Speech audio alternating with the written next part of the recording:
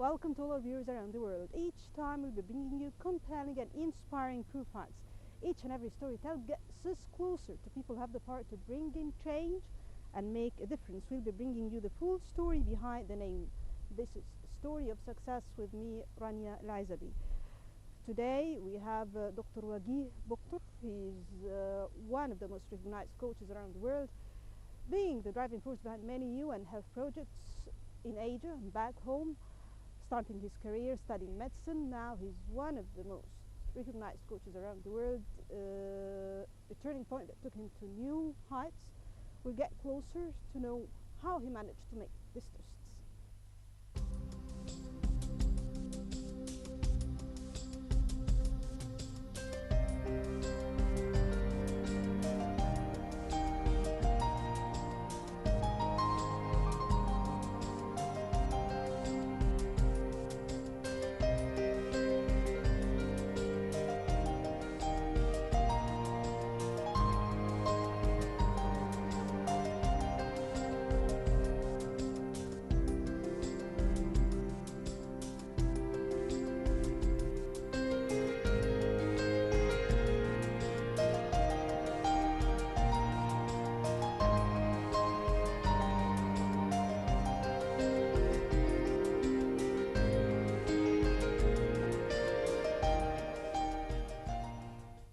Dr. Wagih, you started your life studying medicine.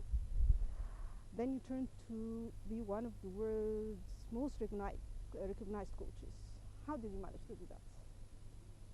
And especially, I want to know what was that initial thing that got you into coaching? Thank you for this great introduction. I hope Pleasure. I can live up to that. Being one of the most recognized coaches around the world is not only an honor, but most importantly for me, it's a privilege. It's a privilege I would take lots of pride of, because a coach is someone, as you know, as we were discussing, that you went Just through that. before we started this interview. Went through that your own self, so you know what a coach really does. What a coach does is that he or she makes a difference in people's life.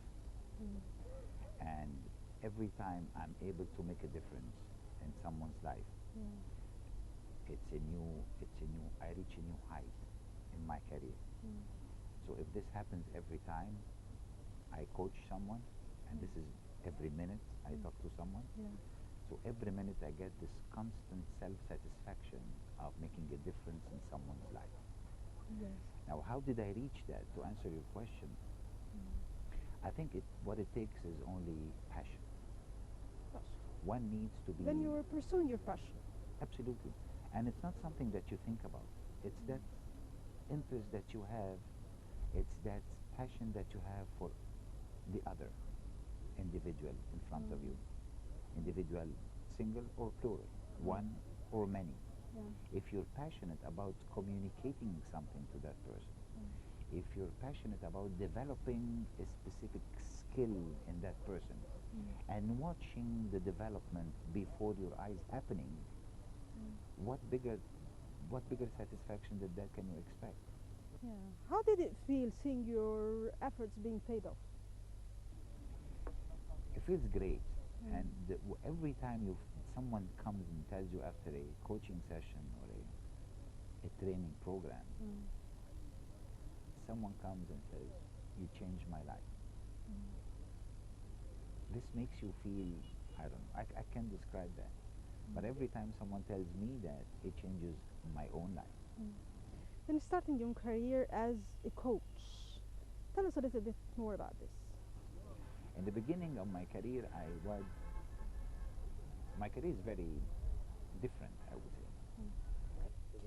But excuse me, kicking off, I'd like to re-explain to our viewers the mission of a coach.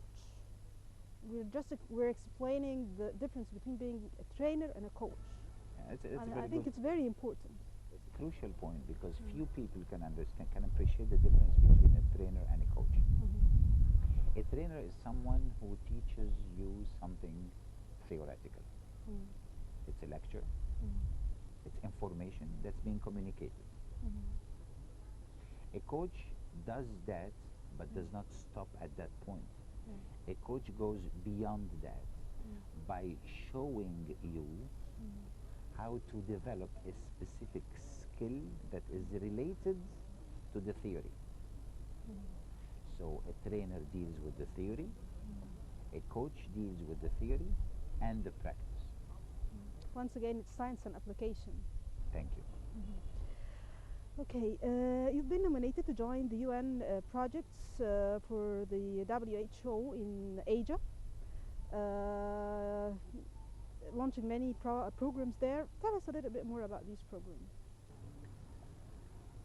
The idea started because the WHO, being a World Health Organization, being more oriented towards health issues than other issues, that was my initial approach with the organization, dealing with medical issues.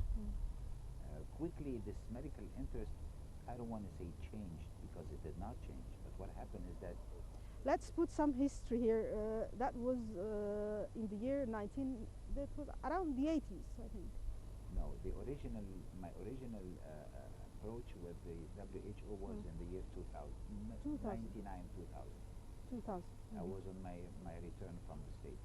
I had spent about 15 years in the States, then came back to Egypt for family reasons, and that's when I looked for something that would combine my medical knowledge with my training skills.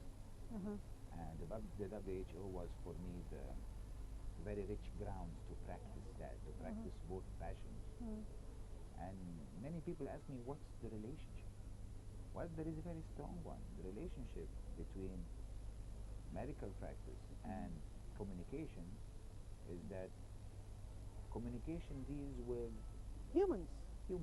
It's the human aspect that's the common denominator between them, and between training and coaching. And this is the beauty of the human mind, which is part of the human body. So being able to combine your theoretical knowledge with practical knowledge on human beings, that's again part of coaching. It's great, actually. Okay, your programs there in Asia, they were related to I think curing polio. My original approach with the WHO was in the polio eradication program, which is a worldwide effort supported by different organizations and coordinated mainly by the World Health Organization. Egypt, the regional office of the Eastern Mediterranean region is in Egypt. And that's why Egypt is the coordinating body for the polio eradication campaign all over the Eastern Mediterranean regional countries. My original approach was in the WHO. You were nominated to join the UN programs there after achieving great job here in Egypt with the same program.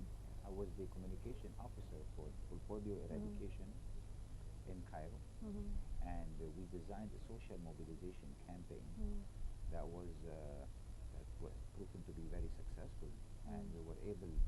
Egypt was declared polio-free in 2004. In my opinion, of course, I'm being biased here, but I would like to believe that it's because of very successful social mobilization campaign. In addition to that, we took that campaign to Asia, to Pakistan, which also suffered from polio, and it was one of the countries that targeted polio eradication. And we achieved very big successes there too. You have any numbers? I do not have the most updated number, that's why I wouldn't want to release those. Dr. Wagih joined one of the most famous training departments around the world. It was a competition, a great competition, joining this training institution. Put some context here, please. That was very interesting because it was just an advertisement in the newspaper, in the Egyptian newspaper, and they were asking for trainers. So I just sent my resume, my CV. A few days later, I received a phone call coming for an interview. So I did go for the interview. I was interviewed by a panel of You were competing with other 4,000 persons. I didn't know that yet, but here I'm coming. So what happened is that they interviewed me, they asked me about my training background, and they asked me if I needed to ask a question. And I said yes. They said, go ahead. So I said, I'm very curious to know how many CVs for trainers did you receive?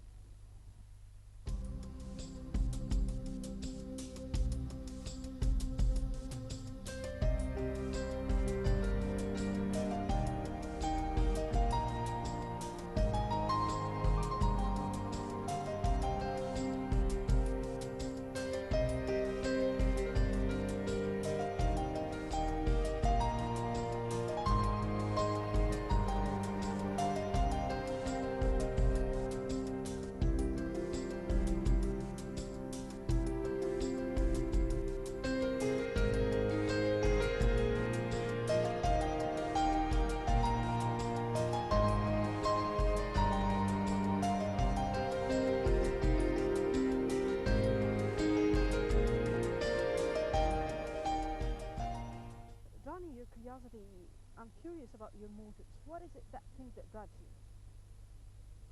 You mean to become a trainer and a coach? Being able to cause a change is very self-gratifying. Look at the surgeon. What does a surgeon do? He interferes in a process to make the process function better than before.